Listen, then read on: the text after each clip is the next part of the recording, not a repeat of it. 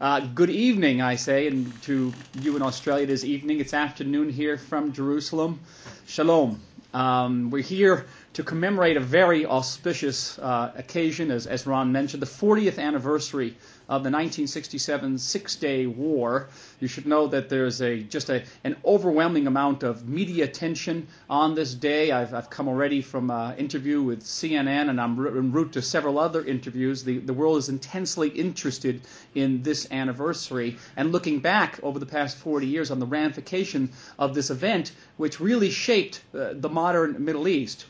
But what I'd like to do for you this morning is not only talk about this extraordinary event and its impact on our lives both in Israel, the Middle East, and beyond, but to compare it with another historical event whose anniversary is rapidly approaching, a far less auspicious event. It is the one-year anniversary of Israel's second Lebanon war, last summer's war. Now, if you look at these two events as always sort of a bookends in Israel's modern history, you can really find you'd be hard-pressed to find two events that are so different, so distinct, certainly seemingly in their conduct, in their outcome.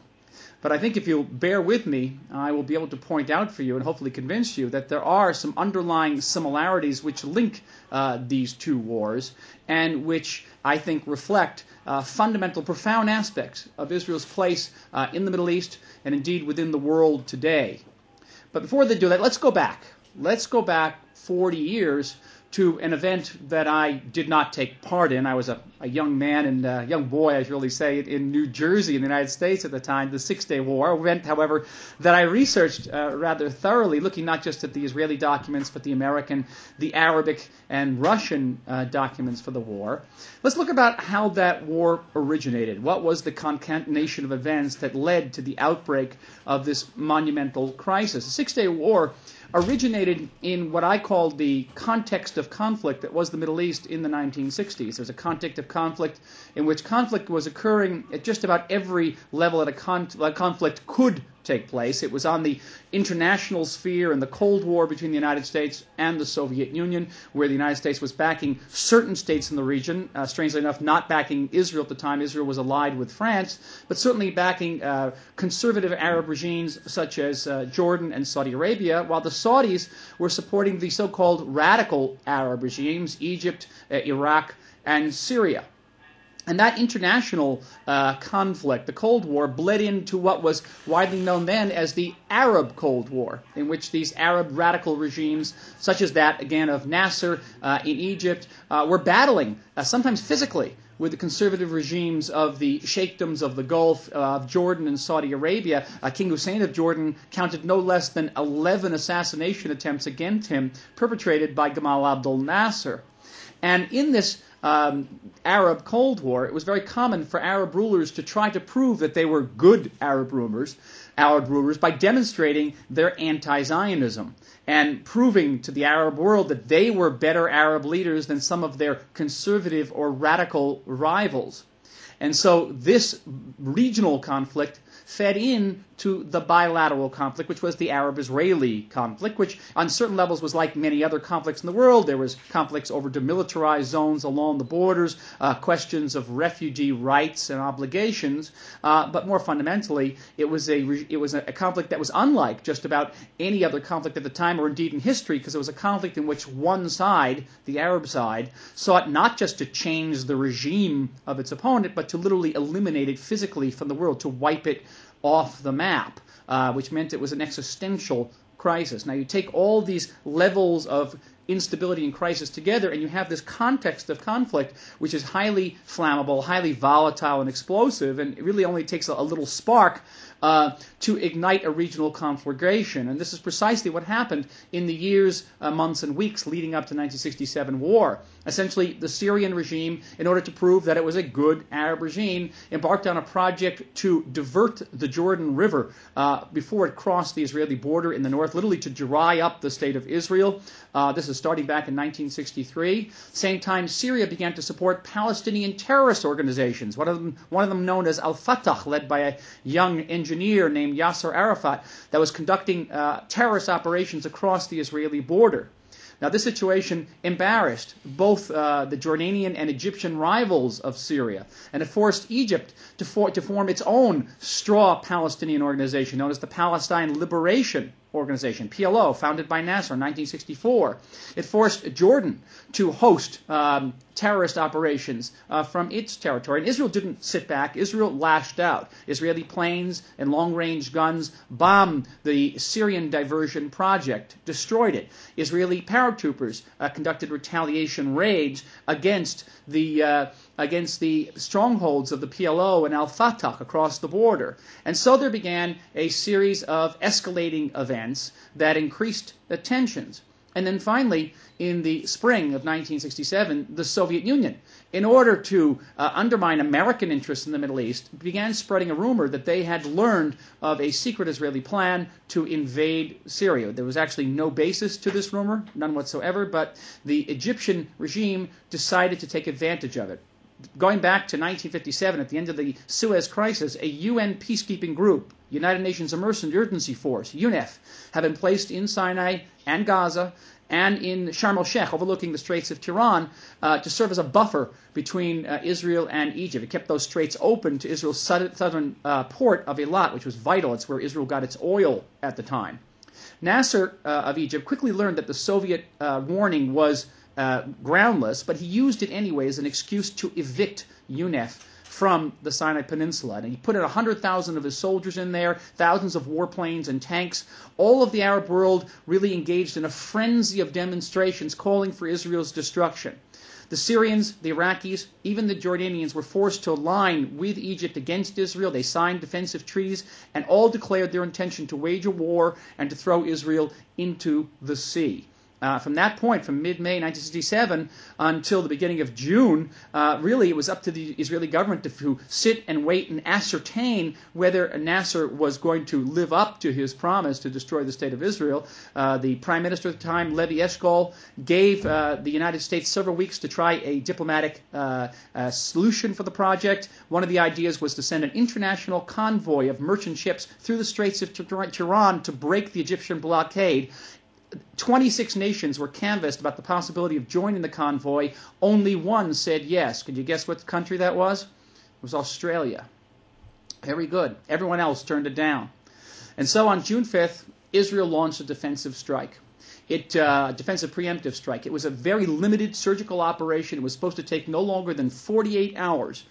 Israel aimed to neutralize the Egyptian Air Force, preferably on the ground, and to take out the first of 3 Egyptian defense lines that had been built in the Sinai Peninsula with Soviet aid. There was absolutely no plan to take all of the Sinai Peninsula down to the Suez Canal, no plan to take the Gaza Strip, no plan to conquer the Golan Heights, no plan or intention to capture the West Bank, nor to liberate the city of Jerusalem. How then a 48-hour surgical strike escalated into a full 6-day war where Israel defeated at least 3 major Arab armies and almost quadrupled its territorial size is an extraordinary story, and I could probably recommend a good book you can read to know about it in greater detail. But to give you, as we say in Hebrew, the one-foot version, the one-foot version is on the morning of June 6th, the Israeli Air Force accomplished the greatest single victory in military aviation history. It destroyed over 250 Egyptian planes on the ground in a little over an hour. At the same time, Israeli tanks broke through Egyptian defense forces in Sinai and began to advance down the peninsula.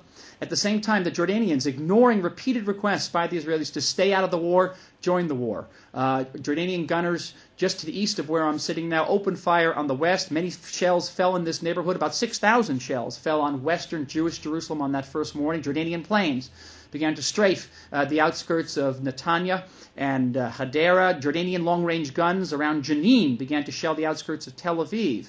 And finally, when Jordanian infantrymen came up the road, literally from where I'm talking to you now, and tried to take UN headquarters on this ridge, on Monon Netziv Ridge, finally Israel had to respond. It sent its air force to destroy the the Jordanian air force. It sent an armored division to silence the guns of Jenin. It brought paratroopers up to Jerusalem to link up with Mount Scopus and to take back Monon Netziv Ridge. 2 days later, the Jordanian army was in complete retreat, and the paratroopers were entering the old city of Jerusalem. The Syrians began firing also on that day, raining thousands of shells down on Israeli settlements in the Galilee. Israel held its fire against the Syrians, did not fire back until it had finished with the Egyptians and the Jordanians.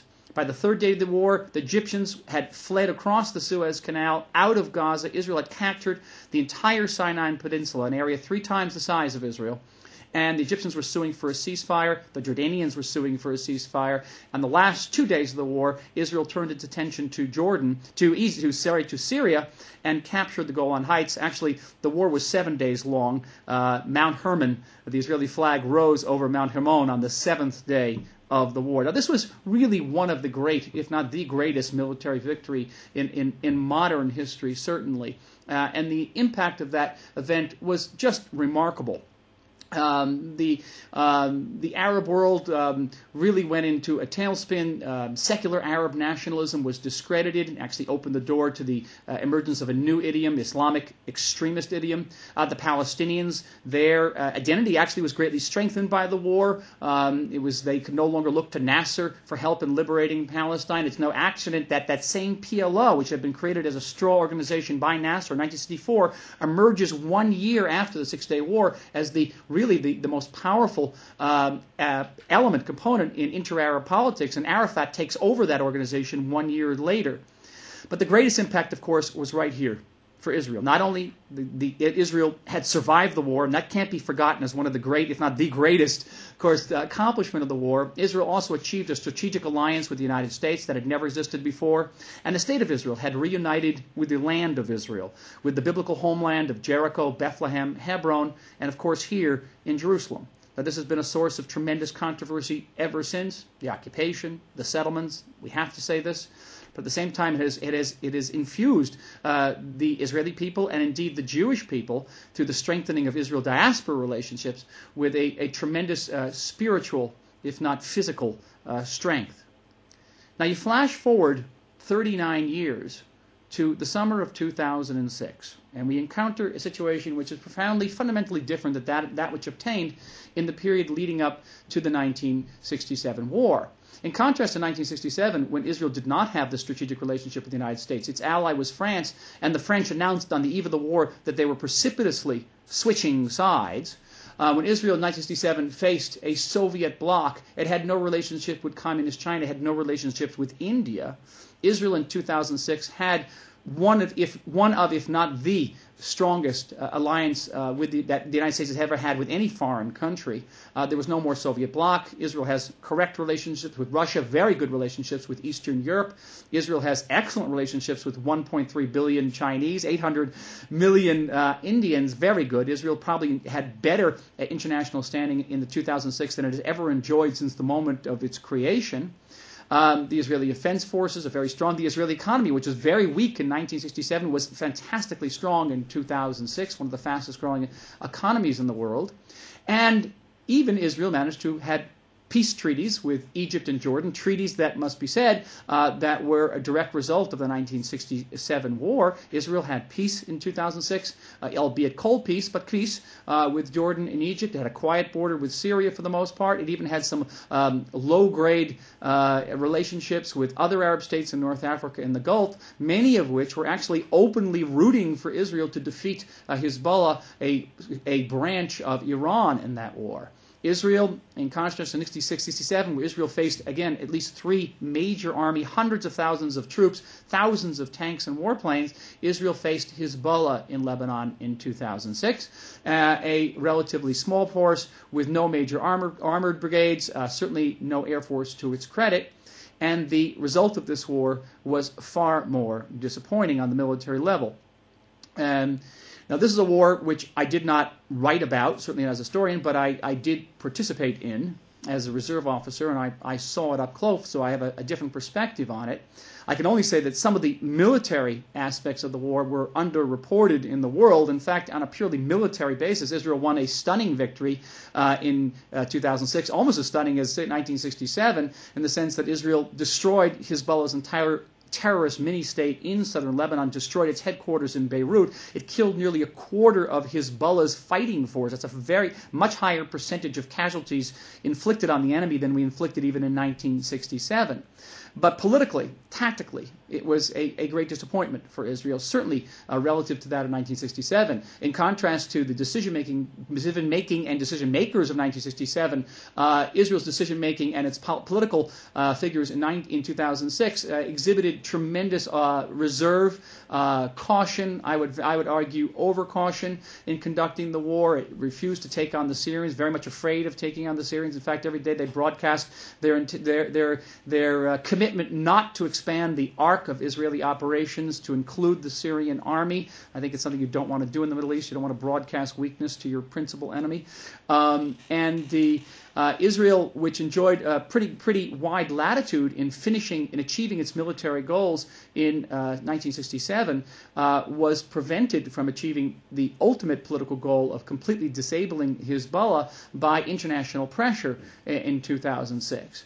And the sense was, at the end of the war, that Israel had not achieved these goals, certainly not as much as it achieved in 1967. 1967, Israel concluded that war with its artillery within range of every major enemy capital.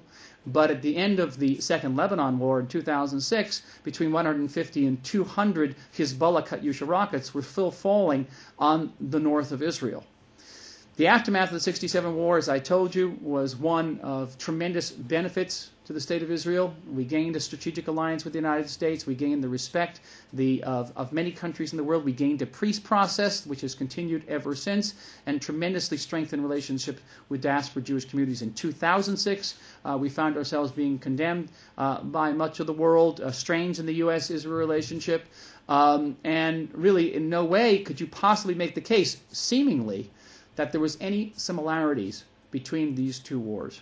And yet, again, on a very fundamental level, I believe there are some continuing and I think readily identifiable similarities between these two historical events. First of all, in the way the events broke out. I mentioned that the Six-Day War broke out as a consequence of a series of events that really began in conflicts within the Middle Eastern Muslim world. It began with terrorist attacks across the border. The 2006 war also broke out as a result of Hezbollah attacks across the northern border, Hamas attacks from Gaza. Keep in mind that Hamas, after the Israeli evacuation from Gaza in 2005, began firing Qassam rockets across the border. Israel held its fire for a long time. When it finally responded after Hamas terrorists crossed the border and kidnapped one of our soldiers, Gilad Shalit, who remains a hostage to this day, Israel finally struck back, and then Hezbollah began to shoot at us as well, similarly attacking one of our border controls, killing 8 soldiers and kidnapping 2 who also remain hostages to this day. So it really began with a series of border incidents that escalated, that snowballed out of control.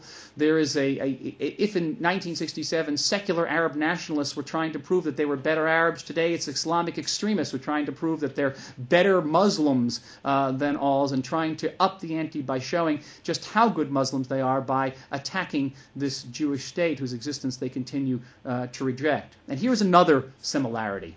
I look beyond the peace treaties that Israel has with Egypt and Jordan. I look at what is said and what transpires in the Arab so-called street, in the Arab press, and popular culture in the Arab world. Israel today remains as unacceptable, as abhorrent to the Arab and Muslim populations of the Middle East as it was in 1967. Israel may have changed greatly since 1967, but the Arab opinions of this country have changed almost indistinguishably since then. I'm constantly amazed and terrified when I see anti-Israel protests in the streets of Cairo and the streets of Amman even, where the protesters are carrying photographs and posters of Gamal Abdel Nasser of Egypt.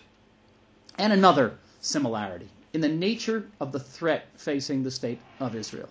In 1967, we faced an existential threat from Egyptian tanks that surrounded us, Jordanian and Syrian forces. The notion that Egyptian and Arab forces would be driving through the ruined streets of Tel Aviv was certainly not beyond anybody's imagination in 1967. We all thought it was a possibility. We thought that Israel would be facing a second Holocaust within one generation.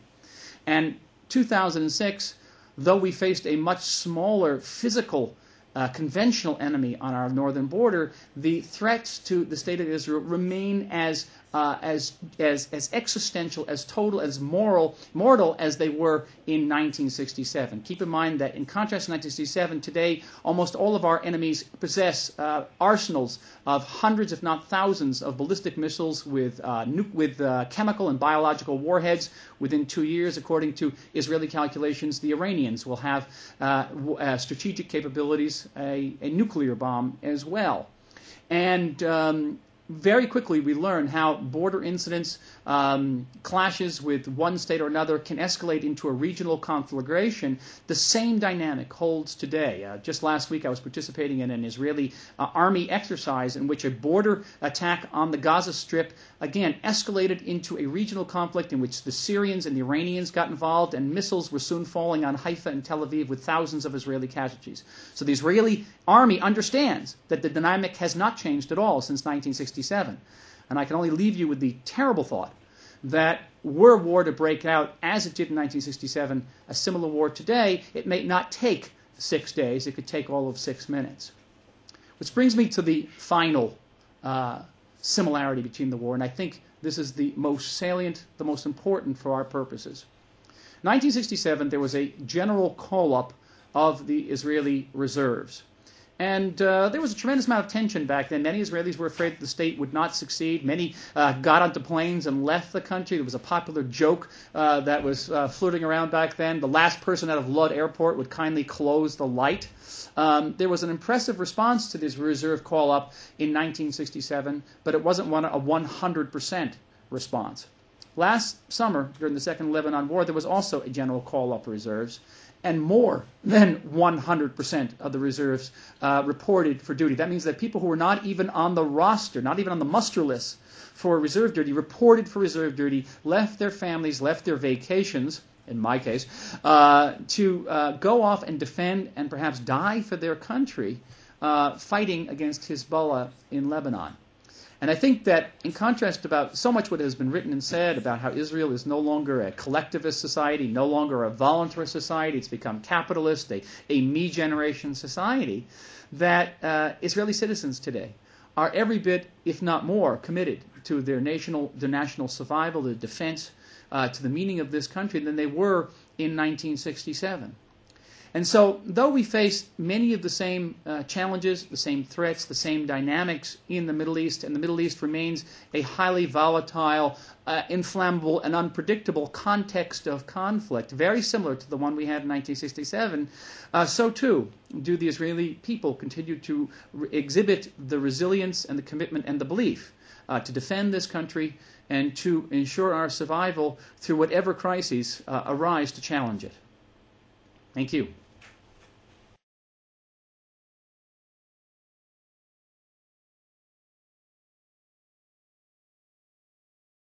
Thank you for the question, Menachem. As an historian, we hesitate to engage in the hypothetical of the what if. What we have to look at is the empirical evidence that we have. And the empirical evidence we had was that Gamal Abdel Nasser was unwilling to enter into any type of peace talks with the Israelis before 1967.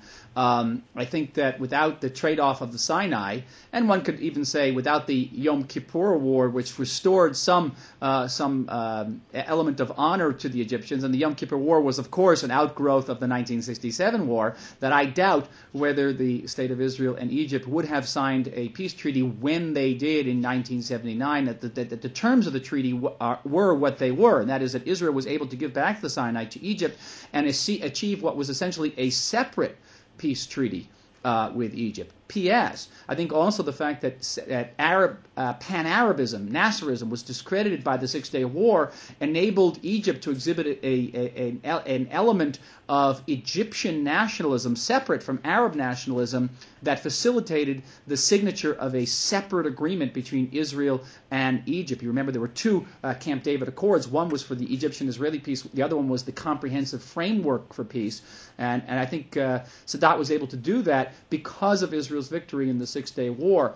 Jordan also, though we didn't exchange much territory with the Jordanians, the fact that Jordan was no longer in the West Bank, that the Jordanian regime felt more secure, less threatened by its Palestinian majority in the West Bank, also facilitated the signing of the Israeli-Jordanian Accord in October of 1994. The Foxbacks indeed flew over Dimona. MiG-21 fighters flew over Dimona reactor twice on May 18th and again on May 24th to conduct low-level reconnaissance missions of the Dimona nuclear reactor. Israel fired missiles at the MiGs. They sent up Mirage to try to shoot the MiGs down. They were unsuccessful. The MiGs escaped. Now, this has become the source of a tremendous amount of speculation, some conspiracy theories, a popular book now by two of my Jerusalem colleagues called Foxbats of Dimona, which basically blames the Soviet Union for precipitating the entire 1967 war under the notion that the Soviets were afraid of the Dimona nuclear reactor, that Israel would achieve nuclear power, and they wanted to preempt that. Well, there are several difficulties with this conspiracy theory. The most obvious one is, why would the Soviets risk a war over a nuclear bomb that Israel had yet to develop, and at a time when Israel actually had relations with the Soviet Union? That Israel was not at war with the Soviet Union. It's a rather curious course of policy. But more to the fact, there is not a scintilla of evidence, and I mean not a mote of evidence, to support this theory in the tens of thousands of documents that have been declassified both in Israel, in the United States, and even in the Soviet Union and Great Britain. And if the Soviet Union had actually precipitated and planned a war, you would find some intimation of that in these documents, particularly those related to the Mossad and the CIA. Finally, the conspiracy theory does not accord with the Egyptian documents, which numbers of them are available today, and those Egyptian documents all show that the Soviets did everything after Egypt evicted UNEF from Sinai, did everything to prevent the outbreak of war. They were highly critical of Nasser's decision to close the Straits of Tiran. They did not want a war in the Middle East. I think that I say this on no basis other than the fact that I've talked to a great number of security experts in this country. Some of you may have read my New Republic article on Iran several months ago. I can only say unequivocally that Israel will not allow Iran to nuclearize. That Israel has to wait, much as it did in the period before 1967, to give all diplomatic chances to a solution to this crisis, to see whether sanctions will work, to see whether the United States will cut off various financial dealings with Iran throughout the world. We have to see. We have to see also whether the United States will take unilateral or even bilateral or multilateral military action against the Iranians. At the end of the day, Israel cannot allow Iran to nuclearize. Understand that once Iran gets the nuclear weapon, that Israel will be incapable of responding even to a minor Hezbollah attack in the north. Once we do, Iran will go on a nuclear alert. We will go on a nuclear alert. The tourists won't be here. The foreign investment won't be here. We'll dry up economically. It's like the Syrians cutting off the Jordan River, trying to in the 1960s. The Syrians can cut off the flow of our economy as well. And once Iran gets the nuclear weapon, then Jordan, Egypt, Saudi Arabia will acquire nuclear power as well. We'll be living in a nuclear neighborhood which will become uninhabitable. Many people will simply pick up and leave, those who can. And therefore, we cannot allow a country which openly declares its intention to wipe us off the map, and we have a particularly bad memory with people who make declarations like that. We cannot allow that country to provide the means to destroy this state within seconds. Now, I don't think Israel had much choice but to accept the ceasefire at the time. But the fact that Israel was left in a situation where it had no choice and had fallen short of its goals was a function of the way the war was conducted. We're very strange here in Israel. When you put on your uniform and go into the reserve duty, you leave all your political ideas at home. But when you come home for a 3-day leave, such as I did, I quickly ripped off an article for the Wall Street Journal and for the New Republic that was critical of the way Israel was handling that war. I felt strongly that we shouldn't be bombing Lebanon. Israel was bombing Lebanon to deny Syria the ability to resupply Hezbollah. We were bombing roads and bridges and airports. I think we could have cut all that by simply bombing the Syrian army in the Bekaa Valley and sending an unequivocal message to Syria and its supporters not to mess with us. And the world would have applauded it. No one would have put any pressure on us.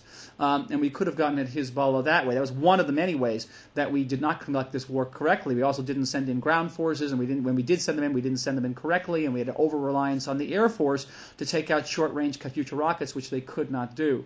So the fact that Israel accepted this ceasefire after 5 weeks of fighting, it's Israel's second longest war, by the way, was a function of the fact that we did not conduct this war in a prudent, cogent manner. And so the fact that there was international pressure on us was largely due to our own faulty decision-making. Well, the problem is that the Western press, the Western media, is very concerned to interview Israelis such as Menachem Klein, who espoused that type of idea. You should just know that Menachem Klein, one of the architects of the Geneva Initiative, is an outspoken proponent of talks with Hamas. I had to debate him last year at Harvard Law School together with the representative of Al-Fatah. And the strange thing was that the Al-Fatah man ended up allying with myself against Menachem Klein because he was pro-Hamas. So you're talking about someone who represents the extreme radical left in Israel. And the extreme radical left in Israel does indeed view the Six-Day War as a national catastrophe, the euphoria after the war. But they represent a very small minority in this country. I think the vast, vast majority of people in this country, in contradistinction to what's being shown in the Western press, believe that the Six-Day War was a war of national survival. It was a war of no choice. If we had lost this war, I would not be sitting here and talking to you like this. That war enabled us to achieve a strategic alliance with the United States, and many radical leftists are not happy about that development either. And it enabled us to achieve a peace with Egypt, a peace with Jordan. It strengthened our relationship with the diaspora and enabled us to reunite with our ancient homeland, and particularly with the holiest sites in Judaism. Yes, the war has resulted in controversy, in unexpected consequences, but show me the war, even the just war, that doesn't. World War II was certainly a just war. It resulted in the Cold War and the occupation for many, many years of Eastern Europe by the Soviet Union. There are many unintended consequences to every war, but you have to look at bulk. Was it a good thing? Was it a bad thing? I think it was indeed an excellent thing. Well, Land for Peace, just as an historian, Land for Peace as an idea predated the 1967 war. It actually goes back to 1949 when the U.S. State Department advocated a peace plan based on Israel's relinquishing the Negev desert to Egypt and Jordan in return for peace. So it's an old, old notion. I personally am in favor of relinquishing land for peace, but only in the condition that Israel receives peace. I don't think we should relinquish land for the purpose of relinquishing land or relinquish land for the purpose of receiving more war. And I say this as someone, P.S., who participated in the disengagement of 2005, again, as a reserve officer, the most difficult thing and most painful event I've ever experienced in my 30-year Army service. I don't believe right now that there is anybody, certainly on the Palestinian side, and there will not be for the foreseeable future, who will be able to sit down and talk to us and sign on a dotted line and live up to its commitments, if those commitments include ending terror and recognizing a permanent and legitimate Jewish state in the Middle East. Given that, I see no reason to relinquish anything to the Palestinians.